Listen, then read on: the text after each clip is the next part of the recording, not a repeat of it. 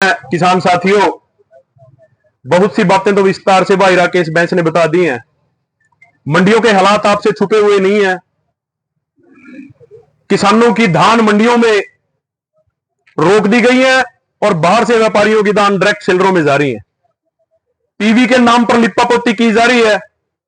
और फिर जब प्रधान जी भी ये बात कहें कि अब हम क्या कर सकते हैं, तो अब तो फिर प्रधान जी वही चाह रहा है, जहां पर ये टीवी वाले सेलरों के बाहर खड़े हो जाओ, जहां पर भी सेलर से गलत इंफॉर्मेशन आए कि ये लोग टीवी गलत करके निकले हैं, तो फिर वो कर्मा फिल्म का डायलॉग है, इस थप्पड़ की गूंज तुझे दूर तक सुनाई देगी डॉक्टर डायंग। उस थप्पड़ की गूंज हर सेलर के आगे से आनी चाहिए, हर मंडी के आगे से आनी चाहिए। कर लेंगे मुकदमे सरकार के लोग, जितने मुकदमे दर्ज करेंगे। और आपके पास तो ऐसी टीम है जो मुकदमों से और लाठियों से घबराती नहीं है। हाँ, अब मैं वही तो कह रहे हूं जी। दूसरी बात, बड़ी हैरानी की बात है, मेरा विशेष तौर से यहां पर जो पत्रकार साथी खड़े हैं उनको सुनने का विषय है।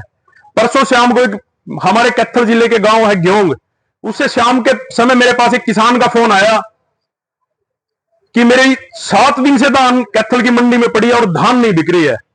मैंने कहा कोई बात नहीं, हम कल आपकी धान बिकवाएंगे, अब तो लेट हो गए।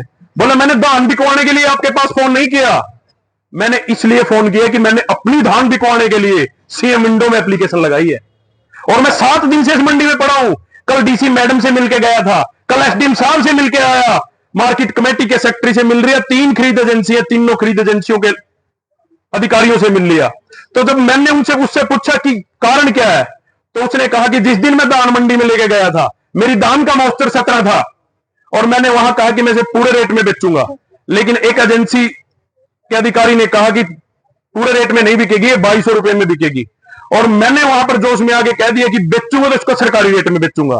तो आज 7 दिन हो गए हैं, मैं हर अधिकारी के दरवाजे पर जा चुका हूं, लेकिन कोई भी मेरी बात सुनने के लिए तैयार नहीं है। और ये मेरी सीएम विंडो की एप्लीकेशन रही और ये मैं डीसी मैडम से मिलकर आया हूं।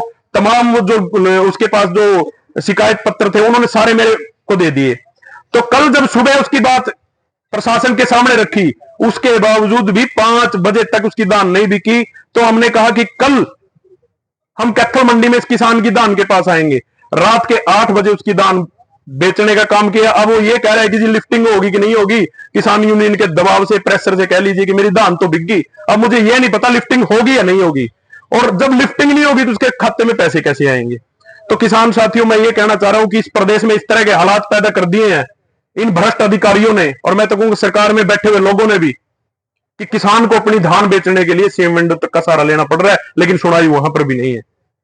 तो जिस तरह की बातें बार बार आ रही हैं, और हर रोज पिछले महीने की 22 सितंबर से लेकर आज तक मेरे ख्याल में कोई हफ्ता बीता होगा जब कुरुक्षेत्र की सड़कों पर प्रदर्शन नहीं हुआ होगा।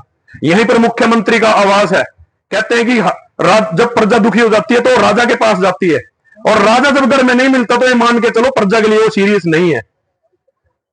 और अब तो मैं एक और बात कहता हूं, ये राजा हमारा नहीं तो बिहार का हो गया। राजा कल कह रहा था कि मैं भी बिहारी हूं, तो अब ये अंदाजा ला लो, अपना देख लो। कोई भी ये तो कह रहा है कि मैं तो बिहारी हूं, और बिहारी तो धान के सीजन के बाद अपना झोला उठावेंगे, बिहार में चले जाएंगे भाई। अब इस हरियाणा प्रदेश का राम रखवाड़ा, रब रखवाड़ा। तो मैं